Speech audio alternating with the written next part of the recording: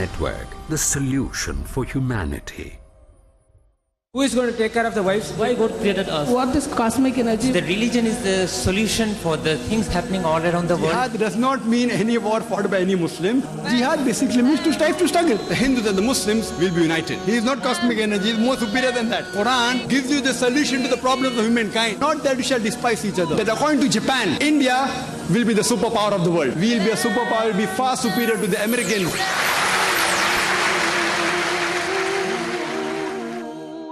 Alhamdulillah, wassalatu wassalam ala rasulillah wa ala alihi wa sahbihi ajmain, amma ba'd. A'udhu billahi minash shaitanir rajim. Bismillahir rahmanir rahim. Udu ila sabri rabbika bil hikma wal mau'izatil hasana wajadil billati ahsan. Rabbi shrah li sadri wa yassir li amri wahlul 'uqdatam min lisani yafqahu qawli. সবাইকে স্বাগত জানাচ্ছি Islamic সম্ভাষণে। আসসালামু আলাইকুম ওয়া রাহমাতুল্লাহি ওয়া বারাকাতুহু। আল্লাহর দয়া, শান্তি ও রহমত আপনাদের সবার উপরে বর্ষিত হোক। আপনাদের স্বাগত জানাচ্ছি ইসলাম ও কম্পারেটিভ রিলিজিয়নের উপরে যে কোনো প্রশ্ন করার জন্য। আপনারা যে কোনো প্রশ্ন করতে পারেন। আসসালামু আলাইকুম। ওয়ালাইকুম আসসালাম ওয়া রাহমাতুল্লাহি ওয়া বারাকাতুহু। নিয়ত খুবই গুরুত্বপূর্ণ ভূমিকা পালন করে, কিন্তু অনেক সময় কোনো ভালো কাজ করতে গেলে আমাদের মনে অনেক প্রশ্ন আসে। তাই কিভাবে আমরা বুঝবো যে কার নিয়ত কি আর কারো নিয়ত কিভাবে ভালো করা যায়? বোন একটা প্রশ্ন করলেন যে অনেক সময় যখন কোনো ভালো কাজ করতে যাই তখন আমাদের মনে নানা রকম প্রশ্ন আসে। অনেক সময় মনে হয় যে করলে কি হবে, শয়তানও মনকে প্রভাবিত করে কিছু ভালো কাজে কোনটা ভালো, কারো নিয়ত ভালো না খারাপ, বা কেউ যে কাজটা করছে সেটা ভালো না খারাপ। আসলে এই নিয়তের বিষয়ে একটা নির্দেশনা দেওয়া আছে পবিত্র কোরআন এবং সুন্নাতে, কোন কাজ করতে হবে, কোনটা ভালো কোনটা খারাপ। কাজে সব কিছু মিলিয়ে মনে হয়তো নানা রকম অসঙ্গতিপূর্ণ চিন্তা ভাবনা আসতে পারে। যেমন ধরেন একজন মানুষ দাওয়াত দিচ্ছেন আর আলহামদুলিল্লাহ তিনি সফল হচ্ছেন এবং অনেক মানুষ তার কথা শুনতে আসছে। কাজে এই ভাবনা আসতে পারে যে আমি কি দাওয়াত দিচ্ছি খ্যাতির জন্য নাকি কাজটা করছি আল্লাহর জন্য। যে কোনো দায়ীর মনেও এই ভাবনা আসতে পারে। আর অনেক সময় কোনো সিদ্ধান্ত নিলে কাজেই তার প্রমাণ দেয়। মুহাম্মদ সাল্লাল্লাহু আলাইহি সাল্লামের প্রথম হাদিস আছে সহিহ বুখারীতে, সেটা হচ্ছে ইন্নামাল আমালা বিন্নিয়া, যে নিয়ত গুরুত্বপূর্ণ, কাজের মূল্যায়ন হবে নিয়ত দেখে। নিয়ত গুরুত্বপূর্ণ, নিয়তই সবচেয়ে জরুরি, কিন্তু একই সাথে নিয়ত আছে কাজ নেই সেটা হবে না, কাজও করতে হবে। আসল বিষয় হচ্ছে আপনি কি কাজ করবেন সেই বিষয়টা। কথায় আছে যে আমের সাথে আটিও আসে, আপনি আম কিনলে সাথে আটিও পাবেন, একটা আটি বড় আটি, কখনোই আটিবিহীন আম কিনতে পারবেন না।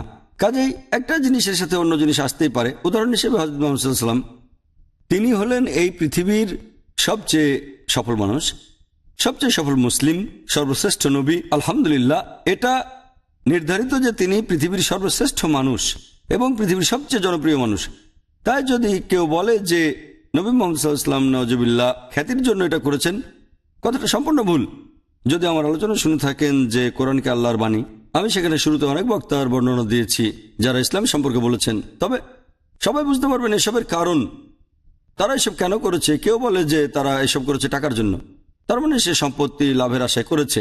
দেখেন নবী মুহাম্মদ সাল্লাল্লাহু আলাইহি সাল্লামের জীবন পদ্ধতি, তিনি সম্পদের রাজা হতে পারতেন তার মক্কার অনুসারীদের মাধ্যমে। আরেকটা বিষয়, যখন তিনি কুরাইশ এবং অন্য জাতিদের দাওয়াত দেওয়া শুরু করলেন তখন মক্কার প্রধান বলল যে আপনি তাওহীদের দাওয়াত দেওয়া বন্ধ করলে আমরা আপনাকে রাজা বানাবো, পৃথিবীর সব সম্পদ দিয়ে দেব। তখন নবী উত্তর দিলেন, তোমরা যদি আমাকে ডান হাতে সূর্য আর বাম হাতে চাঁদও দাও তবে আমি আল্লাহ সুবহানাহু ওয়া তাআলার দাওয়াত দেওয়া বন্ধ করব না। এসব ঘটনা থেকে প্রমাণ হয় যে তিনি টাকা পয়সা সম্পদ খ্যাতির জন্য এসব করেন নাই। তাই তার জীবনযাপন পদ্ধতি দেখেন, সত্যতা যাচাই করেন। আপনার যদি কোনো চিন্তা আসে সেটা বিশ্লেষণ করতে হবে এটা সত্যি ঘটনা কিনা। হতে পারে ভাবনাটা ঠিক, হতে পারে নিজের অজান্তেই বিখ্যাত হওয়ার জন্য চেষ্টা করেছেন, যেটা আসলে ভুল, এবং মানুষ মাত্রই ভুল করবে, স্বাভাবিক। কোনো মানুষই বলতে পারবে না সে সম্পূর্ণ ঠিক। তাই ওই সময় ভাবতে হবে যে আপনার কাজগুলো শুধুমাত্র আল্লাহ সুবহানাহু ওয়া তাআলা এবং তার রাসূলের জন্য। তাই যে কাজই করবেন, হতে পারে দাওয়া বা ভালো কাজ ইত্যাদি, আপনাকে ভালো করে ভাবতে হবে, তাহলে ঠিক বুঝতে পারবেন যে কারণটা কি টাকার জন্য, কিন্তু টাকা তো অন্যভাবে উপার্জন করা যায়, তাহলে কি বিখ্যাত হওয়ার জন্য? আর এভাবেই আমাদের কাজ সম্পর্কে নিজে নিশ্চিত হতে পারি, তাহলেই অন্যদের কথা বিশ্বাস করেন আপনার কোনো সমস্যা করবে না। কারণ যদি ভালো করে দেখেন, পৃথিবীতে যে মানুষটা সম্পর্কে সবচেয়ে বেশি বই লেখা হয়েছে তিনি মুহাম্মদ সাল্লাল্লাহু আলাইহি ওয়াসাল্লাম। তাই যদি বলেন যে মানুষ সম্পর্কে সবাই বেশি আলোচনা করে সেই মানুষের খারাপ হওয়ার সম্ভাবনা বেশি থাকে, তাহলে নবী মুহাম্মদ সাল্লাল্লাহু আলাইহি ওয়াসাল্লাম নাউজুবিল্লাহ তার বিরুদ্ধে সবচেয়ে বেশি বই লেখা হয়েছে। তার মানে এই না নাউজুবিল্লাহ যে তিনি খারাপ। তিনি তার কাজ করেছেন মানুষকে ভালোবেসে। তিনি সর্বশ্রেষ্ঠ নবী। তাই যখন তারা মুহাম্মদ সাল্লাল্লাহু আলাইহি ওয়াসাল্লামকে ছাড়েনি, সেখানে আপনি আমি কে? তাই আমাদের অন্যরা কি বলল তা নিয়ে চিন্তা না করে নিজেদের কোরআন সুন্নাহ অনুসারে বিচার করতে হবে। আমি সবসময় বোঝাই, অথচ আপনারা দেখবেন যে নিজেকে বিখ্যাত করার জন্য, টাকার জন্য ইসলামকে ব্যবহার করছে অনেকেই, শত শত মানুষ। তারা ইসলামের নাম নিয়ে টাকা উপার্জন করছে, ইসলামকে ব্যবহার করে নিজেদের স্বার্থ উদ্ধার করছে। তাই একজন মুসলমান হিসেবে প্রথমে নিজেদের চিন্তা হবে কে কি বলল সেসব না ভেবে ভাবতে হবে এই কোরআন এবং সুন্নাহর কথা। এই কারণেই যখন আমাদের কোনো আলোচনা হয়, যেমন আলোচনা হয়েছিল বিভিন্ন দায়ী গ্রুপের সাথে, আমি তাদের বলি আপনার ভিত্তিটা কোরআন সুন্নাহর উপরে রাখেন। হ্যাঁ, মানুষজন কি বলে তা শোনেন, তাদের কথা হেলাফেলা করবেন না, দেখেন তা আপনার সাথে মেলে কি না। মানুষ অনেক বিষয়ে অভিযোগ করতে পারে, কেউ এমন বিষয়ে অভিযোগ করতে পারে যা ঠিক আবার ঠিক নাও হতে পারে, কিন্তু একজন মানুষ হিসেবে, দায়ী হিসেবে আপনাকে বিচার করতে হবে কোরআন সুন্নাহ অনুসারে। অনেক ধোঁকাও আসতে পারে শয়তানের কাছ থেকে, যেমন আল্লাহ বলেছেন সূরা নাস অধ্যায় 114 আয়াত 1 থেকে 4, হতে পারে শয়তানে ধোঁকা দেবে।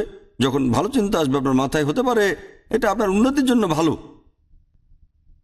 যেমন আমরা বুঝলাম আমাদের নামাজের জন্য উঠতে হবে, as-salatu khairun minan nawm। আজানে উল্লেখ করা আছে যে নামাজ ঘুমের থেকে উত্তম। শয়তান বলবে মাত্র তো সময় হলো, 1 ঘন্টা আছে, আরো 1 ঘন্টা বাকি আছে, আরো 15 মিনিট ঘুমিয়ে নাও। আবার উঠতে চাইবেন, 45 মিনিট বাকি আছে, তারপর নামাজ পড়া যাবে। যাতে আপনি 45 মিনিট নামাজ না পড়েন, ঘুমিয়ে যান। 45 মিনিট আছে না, অনেক সময় বাকি, এবং আধ ঘন্টা 10 মিনিট সময় পার হতে থাকবে, এক সময় দেখবেন আরে সময় শেষ। এগুলোই হচ্ছে ধোঁকা। আপনি জানেন ধোঁকার মধ্যে ক্ষতি আছে, এগুলো শয়তানি ধোঁকা। এজন্যই নবী বলেছেন যত তাড়াতাড়ি সম্ভব নামাজ আদায় করো। আপনি যদি হাদিসটা ভালো করে জানেন, বলা হয়েছে যত তাড়াতাড়ি সম্ভব। ধোঁকা এমনই যা আপনাকে ভালো কাজ থেকে দূরে রাখে। শুধুমাত্র এশার নামাজ ছাড়া তখন জেগেই থাকি। নিশ্চয়ই বুঝতে পারছেন যে এমন অনেকবারই হয়ে থাকে, এমনকি অফিসেও কাজের সময়, জোহর নামাজের সময় সবার এরকম হয়। আপনার আমার, আমরা চেষ্টা করি পরে বলে ও জরুরি কাজ আছে, তাই সময় শুরু হলে নামাজ পড়া উচিত যত তাড়াতাড়ি সম্ভব। কিছু কিছু অনুষ্ঠান আছে যেখানে দেরি করতে পারেন, নবী তাতে অনুমতি দিয়েছেন, তাই দেরি করা হারাম নয়, কিন্তু এটা মুস্তাহাব ঠিক সময়ে আদায় করা। কোরআন এবং সুন্নায় এমন নির্দেশই দেওয়া হয়েছে। কোরআন এবং সুন্নাহ অনুসারে আপনি যদি চিন্তা করেন এবং কাজ করেন, তাহলে নিজে বুঝতে পারবেন যে আপনার অবস্থানটা কোথায়। আশা করি উত্তরটা পেয়েছেন। কোনো ভাইকে প্রশ্ন করবেন? হ্যাঁ ভাই। আসসালামু আলাইকুম। ওয়ালাইকুম আসসালাম রহমতুল্লাহ। প্রশ্নের একটি হলো, আল্লাহকে কে সৃষ্টি করেছেন যার কোনো শুরু নাই শেষও নাই? ভাই একটা প্রশ্ন করলেন যে আল্লাহ সুবহানাহু ওয়া তাআলাকে কে সৃষ্টি করেছেন।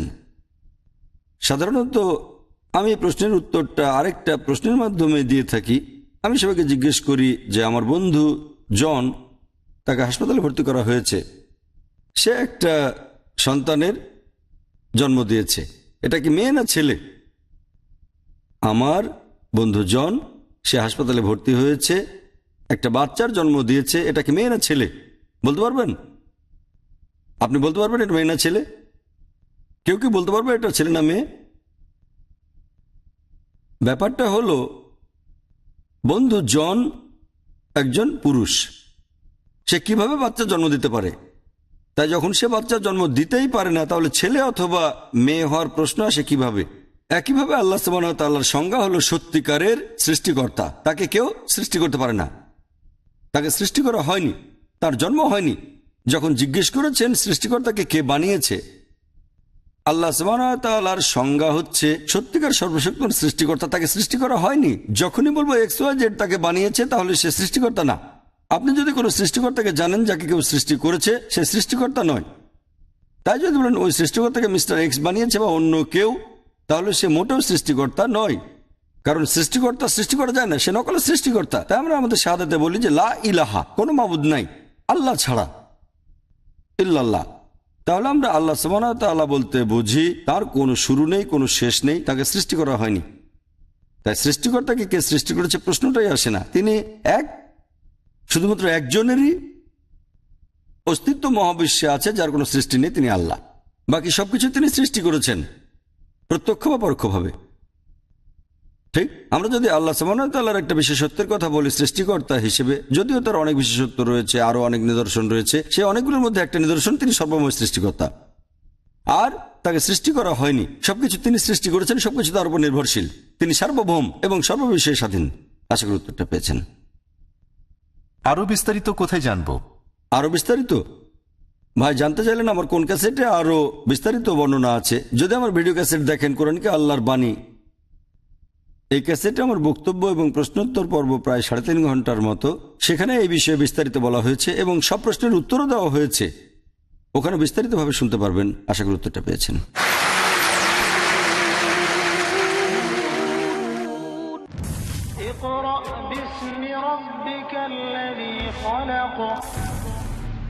আপনি পড়ুন আপনার প্রতিপালকের নামে, যিনি সৃষ্টি করেছেন। ইকরা মানে পড়ো, সারা দুনিয়ার মানুষকে কোরআন মাজিদ আল্লাহ তাআলা পড়তে বললেন। বিশ্ব সৃষ্টিতে সবচেয়ে মিরাকল আল কোরআনকে নাজিল করা। এটি প্রজ্ঞাপন্য কেতাব। কোরআন আরবি ভাষায় নাজিল হয়েছে যাতে সমাজের লোকদেরকে বুঝাতে সক্ষম হয়। এটি মহা কল্যাণময় ও নিরাময়। বহু দিক থেকে হেদায়েত দিয়ে থাকে। আছে কেউ তোমাদের মধ্যে যে চিন্তা করে ও গবেষণা করে? দেখুন আমাদের অনুষ্ঠান এসো কোরআনের ছায়ায়, আজ রাত 11:30টায়, পুনঃ সম্প্রচার সকাল 10:30টায় বাংলাদেশে, পিস টিভি বাংলায়। Marriage or divorce? What's Islamic ruling? Nikah. Solution or problem? Heaven or hell? There is a misconception. You choose. Beauty, wealth, family status, virtue. Decide what you want. Decide your choice. Be sad or be happy. It's your choice. Join Dr. Zakir Naik. দেখুন অর্ধাঙ্গিনী নাতিত্বাঙ্গিনী প্রতি রবিবার রাত 7:30টায়, পুনঃ সম্প্রচার সকাল 9:30টায় বাংলাদেশে, piece TV বাংলায়। যা মানুষকে আখিরাতমুখী করে। আল্লাহ তাআলা চান মানুষ যেন আখিরাতে প্রতিযোগিতা লিপ্ত হয়ে যায়। যা পার্থিব লোভকে হ্রাস করে। বেশি বেশি পাওয়ার নেশা, বেশি বেশি পাওয়ার আগ্রহ তোমাদেরকে অতি ব্যস্ত করে ফেলবে। যা দ্বীন ও দুনিয়াবী পরীক্ষায় সফলতা দান করে। আল্লাহ তাআলা আমাদেরকে সম্পদ দিয়ে পরীক্ষা করেন, সম্পদ নিয়ে পরীক্ষা করেন। যা আত্মসমীক্ষায় অনুপ্রাণিত করে। আমি পুরো সময়, পুরো এনার্জি, পুরো চিন্তা, পুরো সংগ্রাম সাধনা যা কিছু করলাম, কোনটা অর্জন করার জন্য করলাম। জানুন কেমন করে অর্জন করা যায় আল্লাহর অনুগ্রহ। অন্তরে আল্লাহ ভীতি সৃষ্টিকারী হাদিস সমূহ। পরবর্তী অনুষ্ঠান পিস টিভি বাংলায়।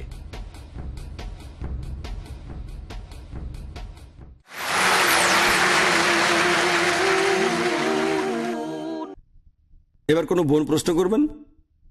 আসসালামু আলাইকুম ভাই। ওয়ালাইকুম আসসালাম রহমতুল্লাহ বারাকাতুহু। খ্রিস্টানদের ইয়েহুয়া এর ধারণা কি এবং তারা কেন আত্মা বা পবিত্র ভূতে বিশ্বাস করে?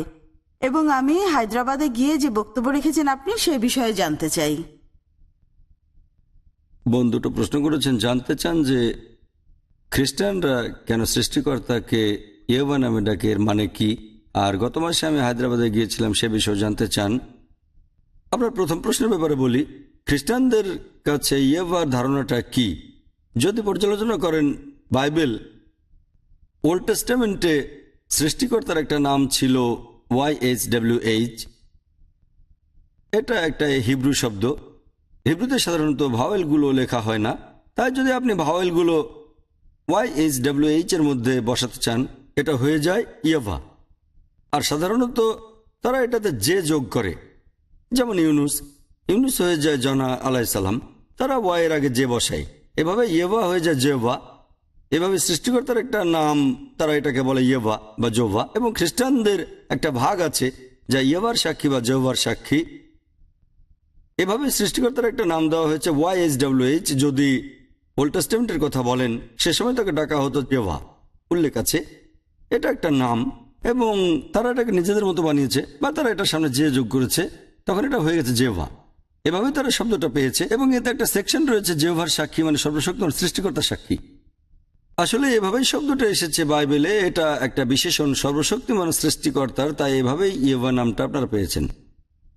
দ্বিতীয় প্রশ্নের উত্তরে বলছি যে আমার হায়দ্রাবাদের অনুষ্ঠান কেমন ছিল। আলহামদুলিল্লাহ সুম্মা আলহামদুলিল্লাহ, আল্লাহর সাহায্যে এবং আল্লাহর রহমতে মাশাআল্লাহ আমার ভ্রমণ যেটা এখন করছি, বিশেষ করে ইন্ডিয়াতে আগের ভ্রমণ এবং পরের ভ্রমণ, আলহামদুলিল্লাহ প্রতিটি ভ্রমণই আগের ভ্রমণের তুলনায় ভালো হচ্ছে আলহামদুলিল্লাহ। হায়দ্রাবাদ ভ্রমণ মাশাআল্লাহ অনেক সফল ছিল অনেক কিছুর বিচারে। প্রথমে দাওয়াতের ক্ষেত্রে আলহামদুলিল্লাহ, যেখানে এই অনুষ্ঠানটা হয়েছে সেটা ছিল একটা অমুসলিম এরিয়া, এনটিআর স্টেডিয়াম।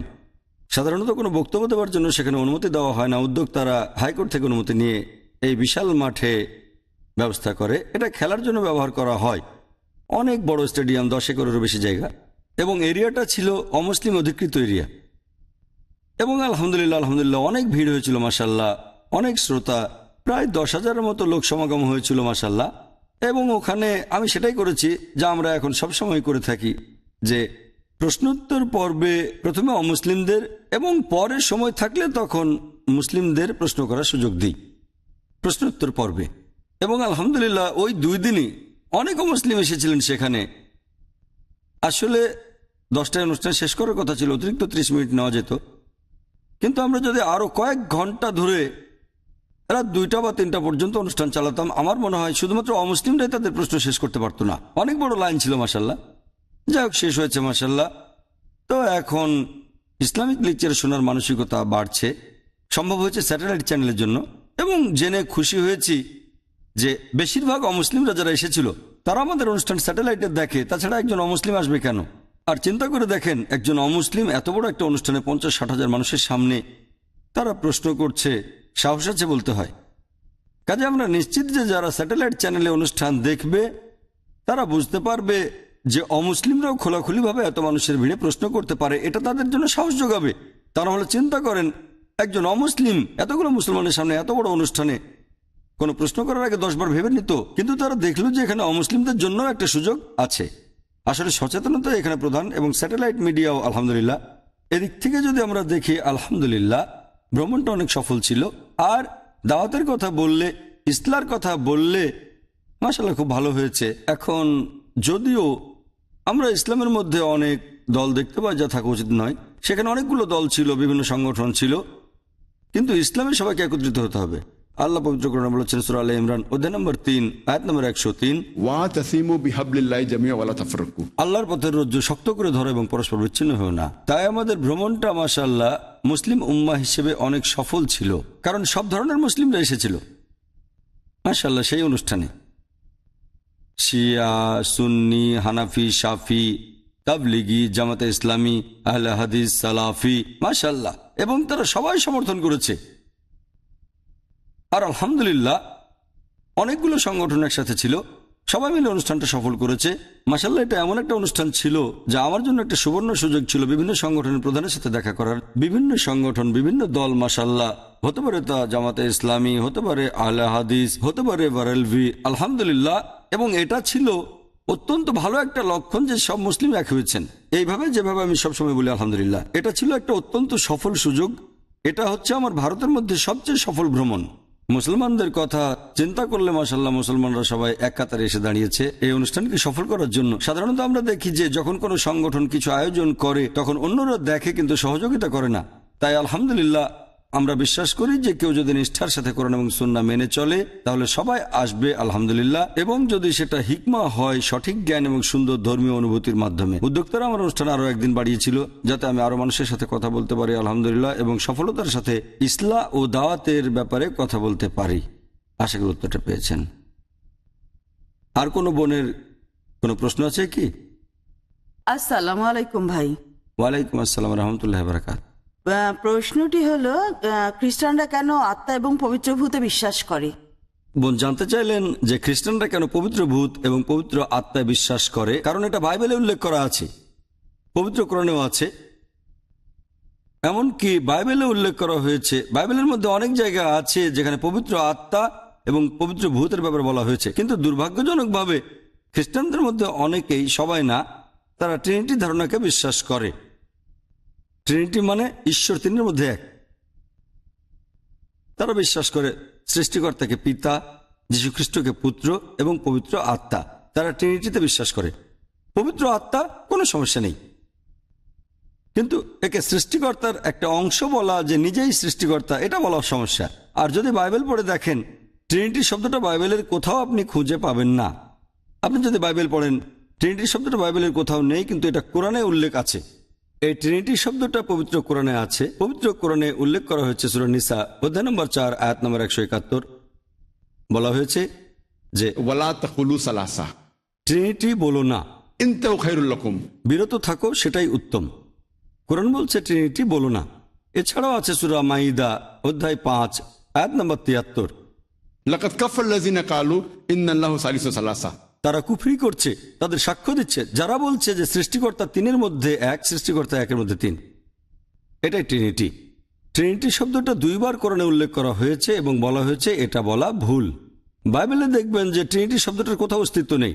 যে শব্দটা ট্রিনিটির কাছাকাছি সেটা আছে ফার্স্ট এপিস্টল অফ জন অধ্যায় 5 অনুচ্ছেদ 7। বলা হয়েছে স্বর্গের সাক্ষ্য বহন করে 3 জন, পিতা, পুত্র এবং পবিত্র আত্মা, আর এই 3 জনই হচ্ছে এক। এই অংশটা মোটামুটি ট্রিনিটির কাছাকাছি, যেখানে বলছে স্বর্গে 3 জন আছে, পিতা, পুত্র আর পবিত্র আত্মা। আর এই বাক্যটা যদি বাইবেলের revised standard edition, revised standard version পড়ে দেখেন, যা করা হয়েছিল 32 জন বিজ্ঞ খ্রিস্টান ধর্মযাজক ও 50 জন ভিন্ন মতাবলম্বী বিজ্ঞ যাজকদের সহযোগিতায়, এই বিজ্ঞ যাজকরা বলেন যে বাইবেলের এই অংশটা ফার্স্ট এপিস্টল অফ জন অধ্যায় 5 অনুচ্ছেদ 7 এটা সংযোজন, এটা বানানো, এটা সাজানো। তারা এটাকে বাইবেল থেকে বাদ দিয়ে দেয়। তাই যে অংশটা ট্রিনিটির সাথে মেলে সেটা আর বাইবেলে নেই। আর পবিত্র আত্মার ব্যাপারে কোনো সমস্যা নেই, কিন্তু এটাকে সৃষ্টিকর্তার অংশ হিসেবে মনে করাটা বা একের মধ্যে তিন বা তিনের মধ্যে এক মনে করা ইসলামে হারাম। আশা করি উত্তরটা পেয়েছেন। কোন বোন কি প্রশ্ন করবেন? আসসালামু আলাইকুম ভাই। ওয়ালাইকুম আসসালাম রহমতুল্লাহ বারাকাতুহু। ভাই, একজন হিন্দু বোনকে আমাদের ধর্মে আনার জন্য আমি চেষ্টা করেছিলাম, এবং সে তখন বলল যে তারা কখনো তাদের ধর্ম পরিবর্তন করে না এবং কাউকে তাদের ধর্মে আসতে দেয় না। আমি তাকে জাহান্নাম এবং বেহেশতের সম্পর্কেও বলেছি, কিন্তু কোনোভাবেই তাকে রাজি করাতে পারিনি। তাহলে আমরা হিন্দুদের কিভাবে নিজেদের ধর্মে আনার চেষ্টা করতে পারি? বোন প্রশ্ন করলেন, যখন হিন্দু বোনের সাথে কথা বলেছেন, বললেন যে হিন্দুরা তাদের ধর্ম ত্যাগ করে না, তাদের কিভাবে আমরা বোঝাবো? বলেন মুসলমান হতে, তারপর অন্য কেউ হতে বলবে, তাহলে সে আর হিন্দু থাকবে না। তাহলে আর সমস্যাটা কোথায়?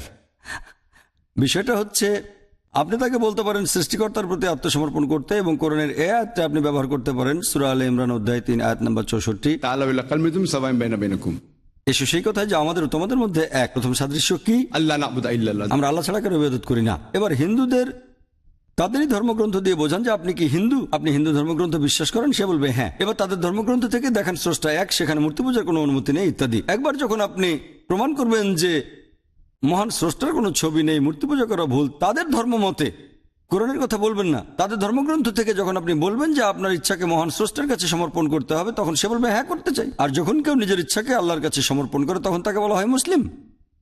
আরবিতে মুসলিম মানে যে ব্যক্তি নিজের ইচ্ছাকে আল্লাহর কাছে সমর্পণ করে। বলেন আপনি কি আল্লাহকে বিশ্বাস করেন? হ্যাঁ। আল্লাহর কাছে আত্মসমর্পণ করেছেন, তাহলে আপনি মুসলিম। না, আমি মুসলিম নই, তাহলে আত্মসমর্পণ করেননি। আপনি যদি নিজের ইচ্ছাকে আল্লাহর কাছে সমর্পণ করেন, তাহলে আপনি মুসলিম। মুসলিম তার ইচ্ছা স্রষ্টার কাছে সমর্পণ করে। সে সত্যিকারের মুসলিম না নকল মুসলিম, সেটা পরের কথা। সত্যিকারের স্রষ্টা না নকল স্রষ্টার প্রতি আত্মসমর্পণ করেছে, সেটা পরের কথা। তাকে বলেন স্রষ্টা বিশ্বাস করেন? হ্যাঁ করি। আত্মসমর্পণ করেন? হ্যাঁ করি। তার মানে আপনি মুসলিম। না, আমি মুসলিম নই, তার মানে আত্মসমর্পণ করেননি। যদি তাকে জিজ্ঞেস করেন আপনি কি ইমানদার? হ্যাঁ। আপনি কি সৎ? না, আমি সৎ মানুষ নই। দেখেন, একটা মানুষ কখনোই তা বলবে না। আপনি কি ইমানদার যদি বাংলায় জিজ্ঞেস করি, বলবেন হ্যাঁ। তার মানে ইংরেজিতে বললে বলবেন হ্যাঁ, কারণ বোঝেন শুধু ইংরেজি আর বাংলায়। আরবিতে বলেন যে ওই লোক স্রষ্টার কাছে আত্মসমর্পণ করেছে, সে মুসলিম। ঠিক একইভাবে যে মানুষ ভারতে বাস করে সে হিন্দু, সেভাবে আমিও হিন্দু, সেটা ভৌগোলিকভাবে। কিন্তু যদি বলেন হিন্দু মানে যারা মূর্তি পূজা করে, তাহলে আমি হিন্দু নই। একইভাবে স্রষ্টার কাছে আত্মসমর্পণ করলে আপনি মুসলিম। এরপর ওই হিন্দু লোকটার কাছে আপনাকে আল্লাহ সুবহানাহু ওয়া তাআলার অস্তিত্বের প্রমাণ করতে হবে, আল্লাহর ধারণা দিতে হবে। আমার ভিডিও ক্যাসেটের কথা বলতে পারেন ইসলাম ও হিন্দু ধর্মের মধ্যে সাদৃশ্য খুব সুন্দরভাবে ব্যাখ্যা করা আছে। ক্যাসেটটা তাকে দিন, এই টেপটাও দেন, তাকে ভাবতে দেন, কিন্তু শেষ ধাক্কাটা কিভাবে দিতে হবে সেটা গুরুত্বপূর্ণ। শেষ ধাক্কা না হলে সবকিছু পালন করেও কিন্তু শেষের কাজটা করতে পারবেন না। কিভাবে শেষের বার দাওয়াত দেবেন সেটা জরুরি এবং শব্দ বাছাই করা জরুরি।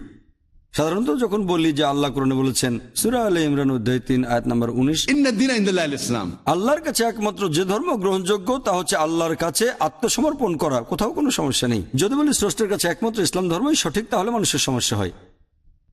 ইসলাম শব্দটা ব্যবহার করলে মানতে সমস্যা, কিন্তু যদি বলি আল্লাহ তাআলার কাছে একমাত্র গ্রহণযোগ্য ধর্ম হলো স্রষ্টার কাছে আত্মসমর্পণ, খুব ভালো, কোনো সমস্যা নেই। যদি আমি বলি স্রষ্টার কাছে একমাত্র গ্রহণযোগ্য ধর্ম ইসলাম, সেটা মানতে অসুবিধা। ইসলাম মুসলিম সমস্যা হলে অনুবাদ করেন, তাদের সবকিছু বুঝতে দেন, তারপর তাদেরকে ইসলাম ধর্ম গ্রহণ করেন, এতে কাজ হবে ইনশাআল্লাহ। আল্লাহ যেভাবে বলেছেন সূরা বাকারা অধ্যায় 2 আয়াত 208, উদখুলু ফিস-সিলমি কাফা, পরিপূর্ণভাবে ইসলাম গ্রহণ করো। প্রথমে এক এক করে দাওয়াত দেন, ইনশাআল্লাহ দেখবেন যে মানুষ আসছে, আলহামদুলিল্লাহ। তাই কিভাবে হিকমার সাথে দাওয়াত দিতে হবে সেটা জরুরি। হিকমা হচ্ছে কোনো সময় আপনি আস্তে ধাক্কা দেবেন, কখনো জোরে দেবেন, কখনো তাদের দিকে হাত বাড়াতে হবে, কখনো তাদের শাসন করতে হবে। আসলে যেটা করা উচিত সেটাই হিকমা বোন। আশা করি উত্তরটা পেয়েছেন। ওয়া আখিরু দাওয়ানা আলহামদুলিল্লাহি রাব্বিল আলামিন। ইয়া রাব্বু ইন্নাকা আনতাস সালাম মিনকাস সালাম ইলাইকাস সালাম ইয়া রাব্বু ইন্নাকা আনতাস সালাম মিনকাস সালাম ইলাইকাস সালাম লিআমরিকা ইয়ারজিউ আমরুল আনাম بين يديك قلوب الأنام لأمرك يرجع أمر الأنام بين يديك قلوب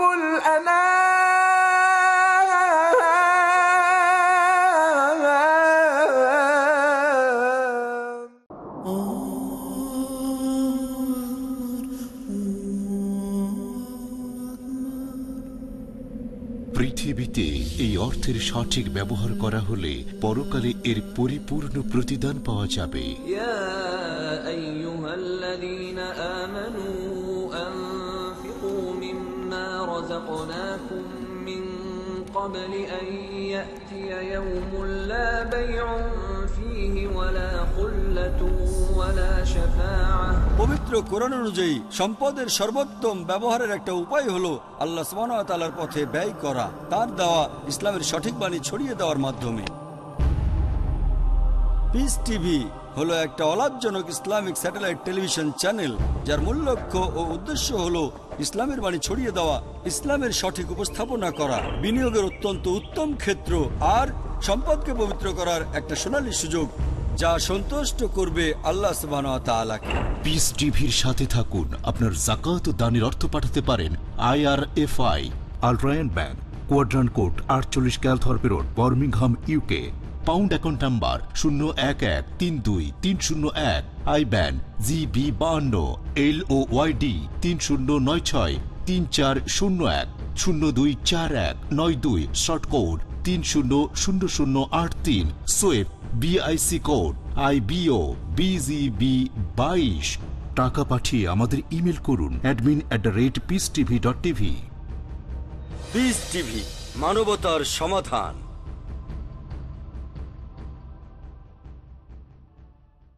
আসসালামু আলাইকুম, আমি মোহাম্মদ বদরুদ্দোজা নদভী। আপনারা দেখছেন পিস টিভি বাংলা।